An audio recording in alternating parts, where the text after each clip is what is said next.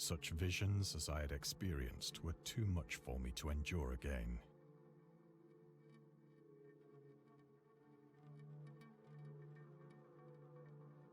Hey, welcome back to part 2 of the Dagon playthrough. We're about halfway through the game now. We just climbed up the hammock from the last episode. We're getting all of the collectibles, all the trivia pieces here.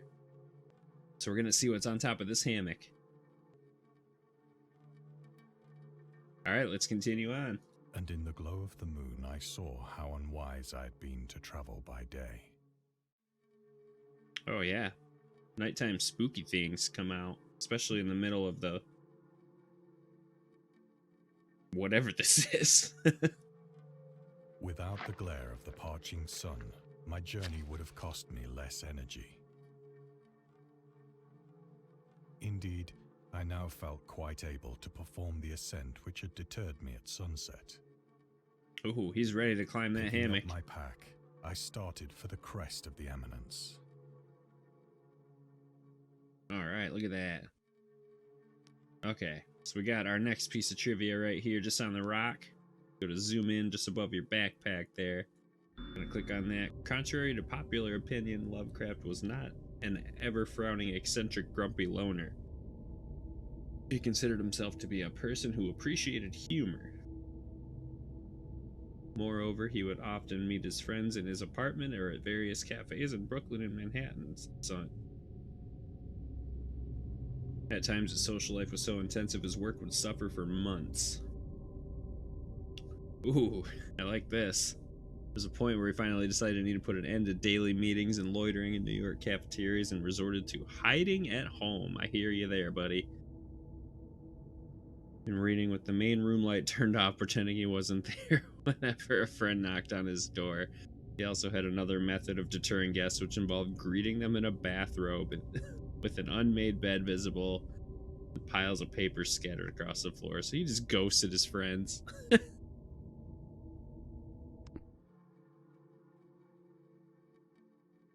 Alright. Moving on, we're climbing the hammock. I have said that the unbroken monotony of the rolling plain was a source of vague horror to me. But I think my horror was greater when I gained the summit of the mound and looked down the other side into an immeasurable pit or canyon. Ooh. Whose black recesses the moon had not yet soared high enough to illumine. I felt myself on the edge of the world. Oh, I peering bet. over the rim into a fathomless chaos of eternal night.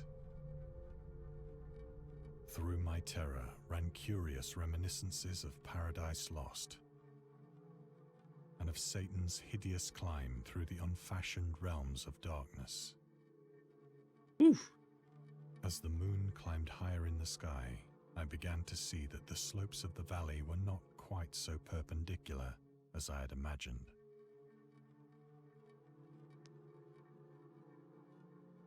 Look at that. Got the Milky Way now.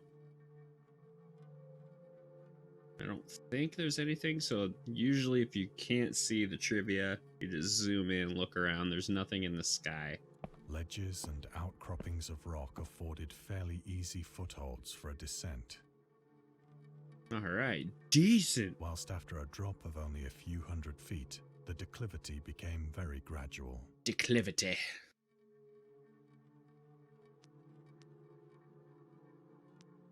Continuing on. Urged on by an impulse which I cannot definitely analyze, I scrambled with difficulty down the rocks and stood on the gentler slope beneath, gazing into the Stygian deeps, where no light had yet penetrated. Yeah, it's pretty dark.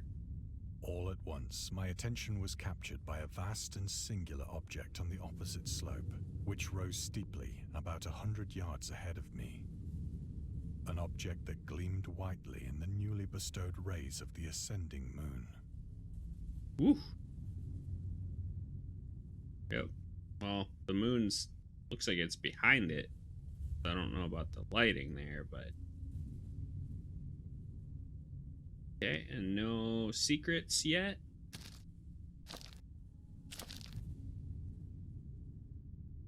that it was merely a gigantic piece of stone, I soon assured myself. Big old skyscraper monolith looking thing. But I was conscious of a distinct impression that its contour and position were not altogether the work of nature. A closer scrutiny filled me with sensations I cannot express. Spooky rock. Don't think there's anything for a while.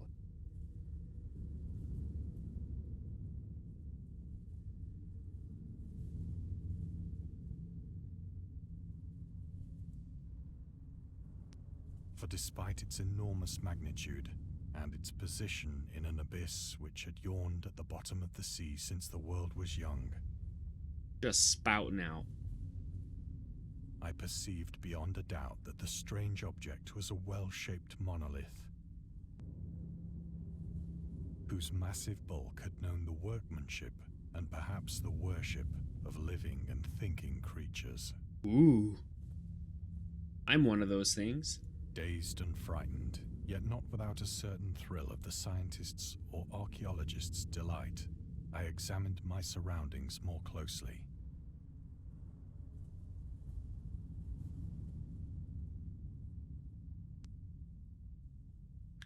Examine my surroundings. But there's no trivia here.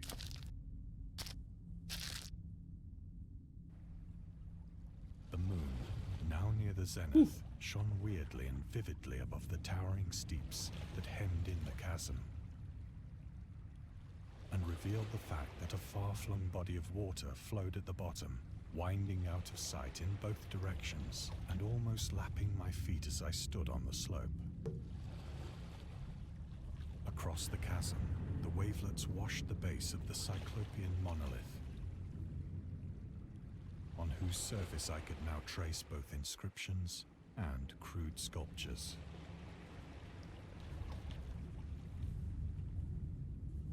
Was that Bohemian Rhapsody?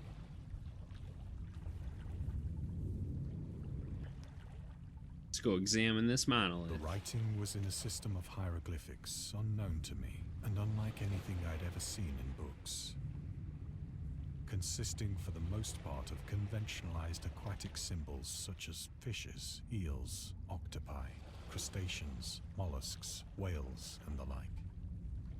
Several characters obviously represented marine things which are unknown to the modern world, but whose decomposing forms I had observed on the ocean-risen plain. It was the pictorial carving, however, that did most to hold me spellbound. Yeah, that is beautiful. Look at that. So we got our next piece of trivia here. The hieroglyphics are all sea creatures, it appears. There's a happy great white shark right there. Look at him. He's gonna go for that jellyfish.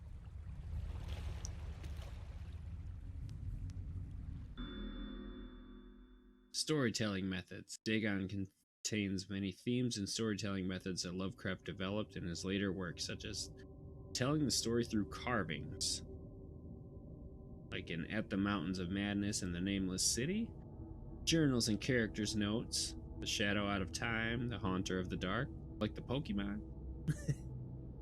Probably how the Pokemon got its name. Islands emerging from the ocean, The Call of Cthulhu, fictional beings and deities based on real events and mythologies.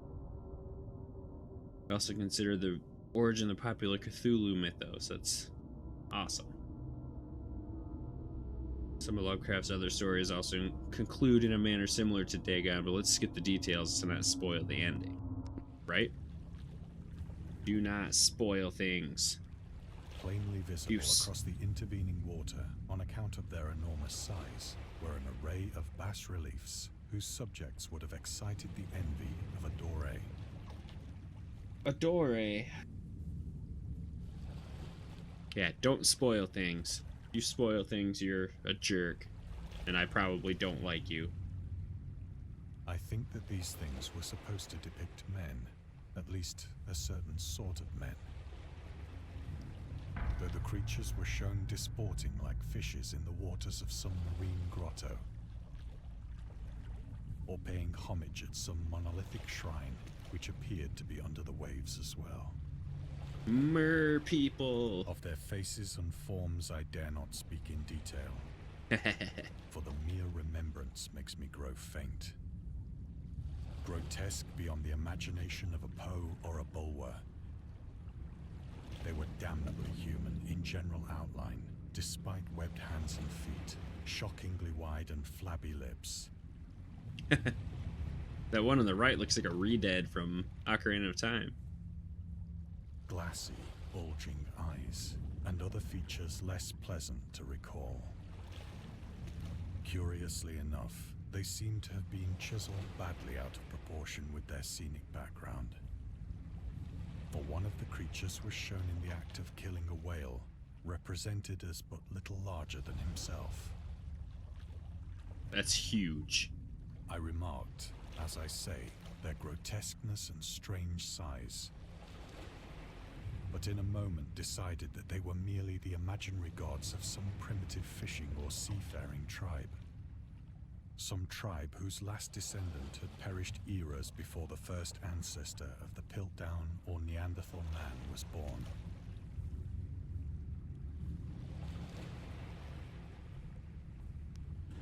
Oh yeah, look at that. It's hidden right in the middle there. The Piltdown man. Lovecraft would often use the latest scientific discoveries as inspiration for his works. He would even update his stories at the last moment in order to make sure they reflected the latest breakthroughs. That is so cool. This method was not without its flaws. After Lovecraft's death, the Piltdown man discovery mentioned in Dagon turned out to be a paleoanthropological. Oh my god, that's such a big word. Turned out to be a paleoanthropological fraud. I think I said that right now. In 1912, Charles Dawson, an amateur archaeologist, announced that he had discovered the missing link between ape and man. Fossilized remains of a previously unknown early human. In 1953, Time magazine published evidence proving that Dawson was a con man. It turned out the fossils of the previously unknown early human consisted of a human skull, the jaw of an orangutan, and chimpanzee teeth. So he just like MacGyvered a skull together and was like, hey, look at this.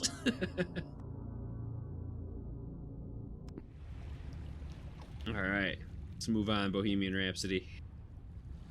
Awestruck at this unexpected glimpse into a past beyond the conception of the most daring anthropologist, I stood musing whilst the moon cast queer reflections on the silent channel before me. Then, suddenly, I saw it.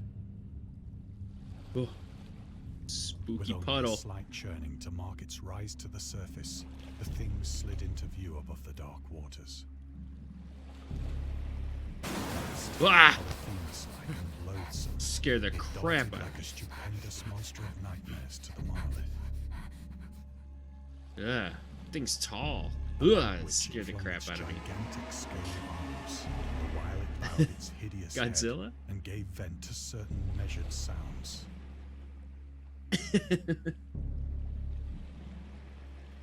I would need a new pair of Huggies. Then, of my frantic ascent of the slope and cliff, and of my delirious journey back to the stranded boat, I remember little.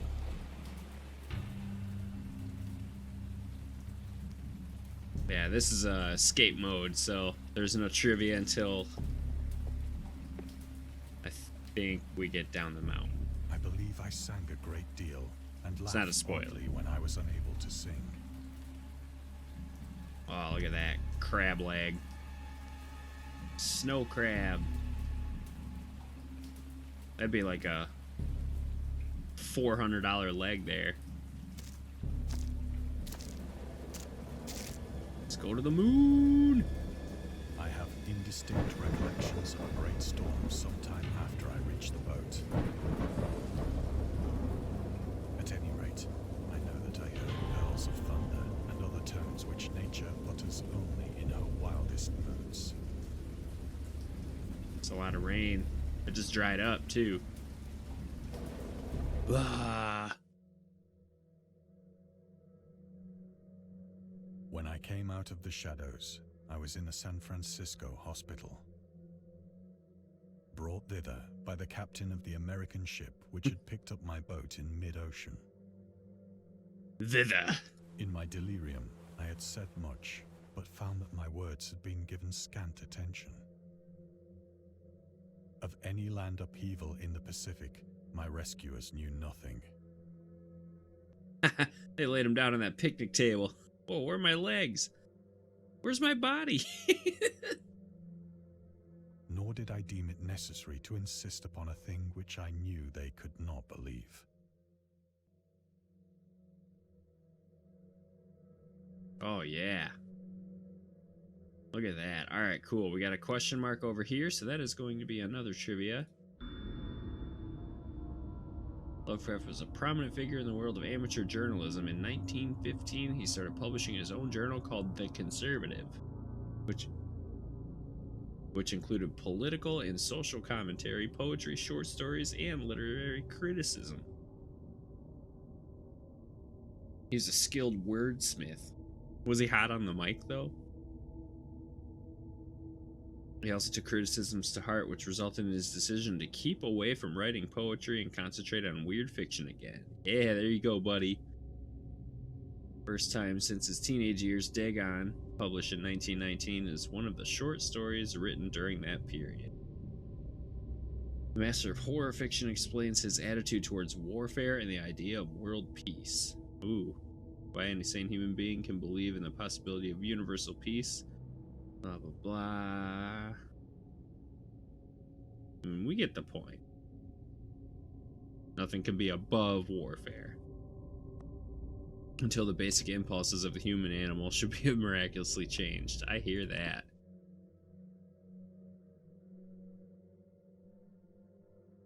Us.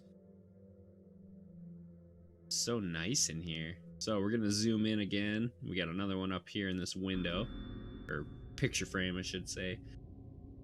In 1921, Lovecraft released a series of 3 essays, The Defense Reopens, The Defense Remains Open, and Final Words, later published in a collection called In Defense of Dagon, which he rebuked a series of criticisms directed at his work. Some notable quotes: "I paint what I dream and will let the public settle the rest amongst themselves." That is awesome. Mr. Monday. Yes. The raison d'etre of Dagon, I think that's how you say that. I will give it purely and simply to reproduce a mood. Its object is the simplest in all art portrayal. Physical horrors of war, no matter how extreme and unprecedented, hardly have a bearing on the entirely different realm of supernatural terror. Ghosts are still ghosts. The mind can get more thrills from unrealities than from realities. That is true. The essays of Lovecraft touches upon the topics of atheism, materialism, the quest for truth, and the love of science. Get it. Alright, what do we got here? Oh, wow, that one's underneath the cross. The double cross. Is that a triple cross? I think that's a triple cross. Check that out. Lovecraft considered himself an atheist and absolute materialist, which he attributed partly to his early childhood interest in astronomy and science in general.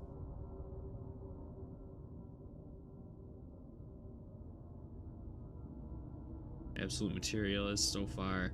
His actual belief goes, and a shred of credence in any form of supernaturalism, religion, spiritualism, transcendentalism. Oh my god, all these big words. Metempsychosis or immortality. All I can say is that it is damned unlikely that anything like a central cosmic will, a spirit world, or an eternal survival of personality exist. They're the most preposterous and unjustified. It's really hard to read on that. In theory, I am an agnostic, but pending the appearance of radical evidence, I must be classed practically and provisionally as an atheist. just science, boy. Alright, so that's 3 in one room. That's the first time we've had more than one per level.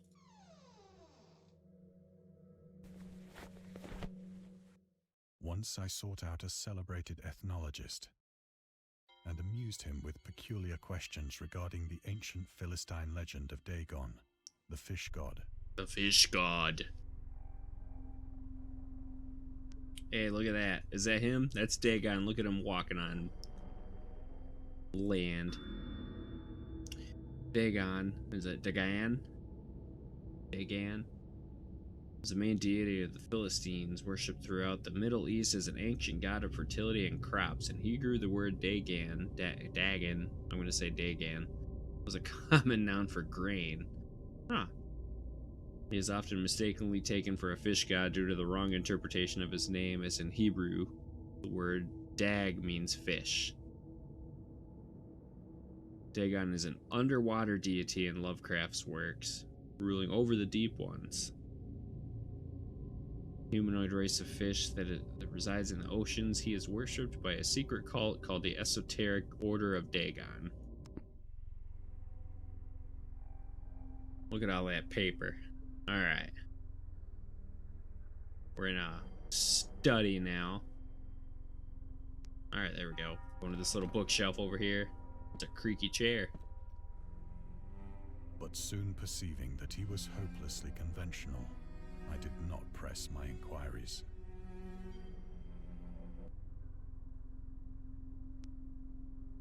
Oh, we got 2 here. Got the Necronomicon.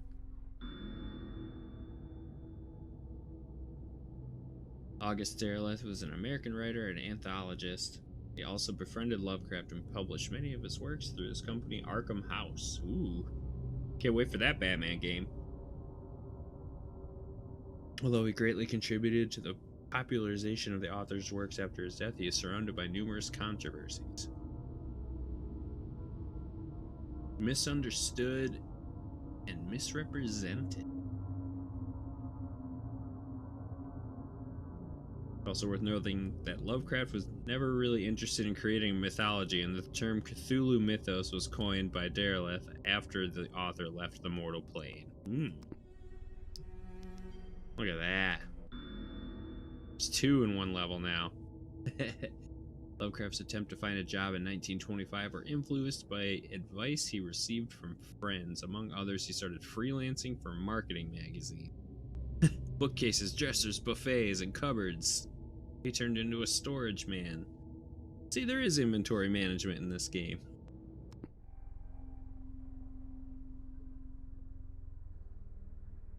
Oh, that was cool. Necronomicon.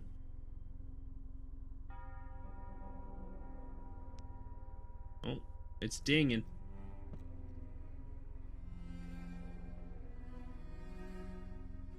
So it's like 6 trivias knocked out in the last couple levels here.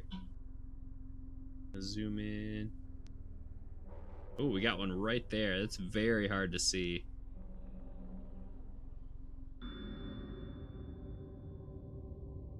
These days, the word scientist is a widely accepted term, but at the time Dagon was published, it was subject to wide debate.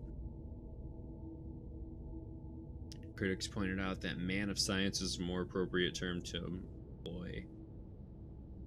In defense of Dagon, that if Dagon were to be reprinted, he would indeed use the phrase they suggested. Science man. Scientist was coined as an analog to artist. Really? Referring to those studying different branches of science, yet in the 19th and early 20th centuries, scientific researchers in Great Britain and the United States were of the opinion that man of science, resembling the term man of letters, was the only proper choice. Among other things, it was gender specific, indicating that science was an endeavor to be pursued only by only one sex. Well, that's wrong.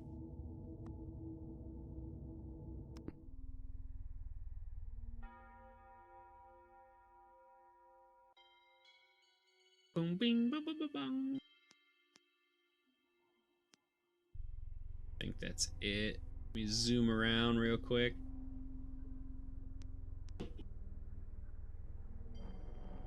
Alright, we're gonna go out the door now.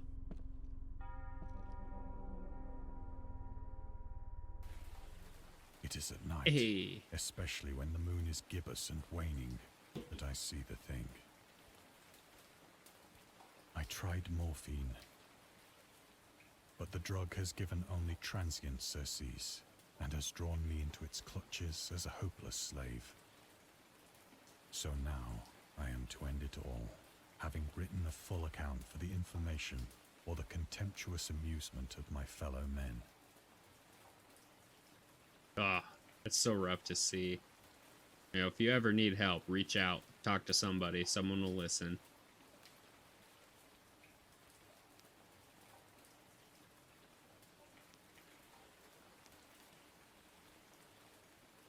There's the alcohol thing. Hated tobacco and a very strong opinion about alcohol. Where was it?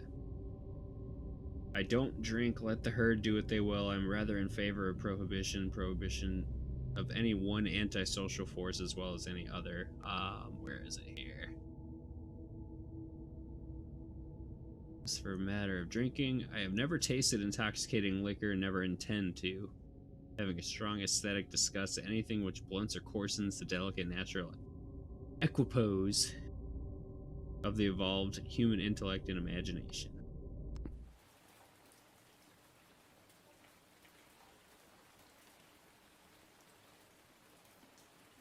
Alright, yep, I think that's morphine bottle here.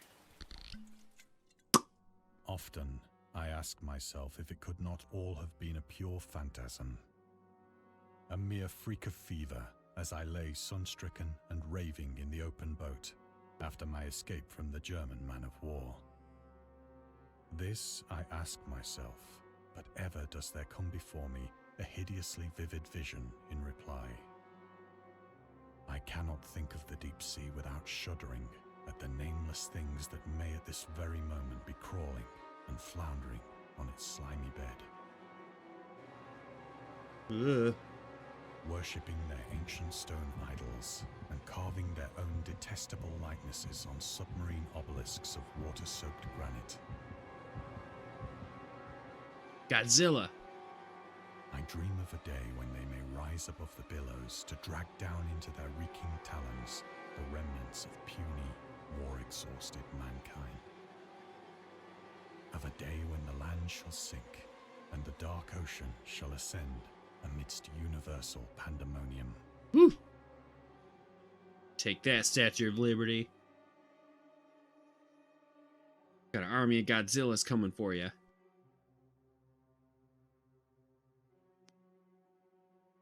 Look at that, and the moon's still there. Let's fly! Ugh.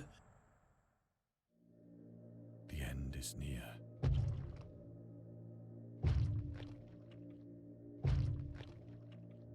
Hello? I hear a noise at the door, as of some immense slippery body lumbering against it. Spooky. Oh, there's a symbol right there, right in the middle. At another house where people were stirring, they asked questions about the gods and whether they danced often upon Larian?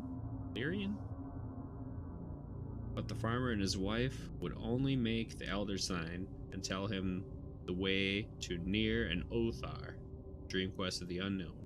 Elder sign is a protective symbol, can be found in various works of pop culture, usually represented by a 5-pointed star with an eye flame symbol in its center. For example, in games inspired by H.P. Lovecraft's writings, it is supposed to be a ward away from all kinds of cosmic horrors. In our game, we use the original symbol as designed by Lovecraft in the form of a 6-pointed branch, which he sometimes included in letters to friends. Well, that's neat to read something before. It's like a giant heartbeat. It shall not find me. Oh, there it is. God, That hand. That hand. The window. The window.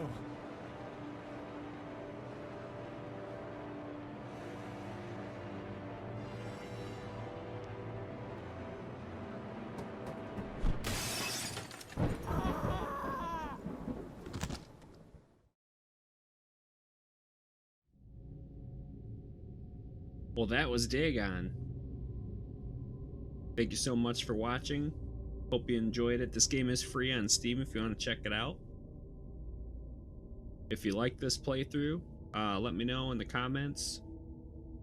Have a little thumb war with those two like or dislike buttons. So if you did like the video, let me know. If you didn't, also let me know. It's what it's there for. Lets me know what you want to see. And yeah, we'll see you next time. Thanks for watching.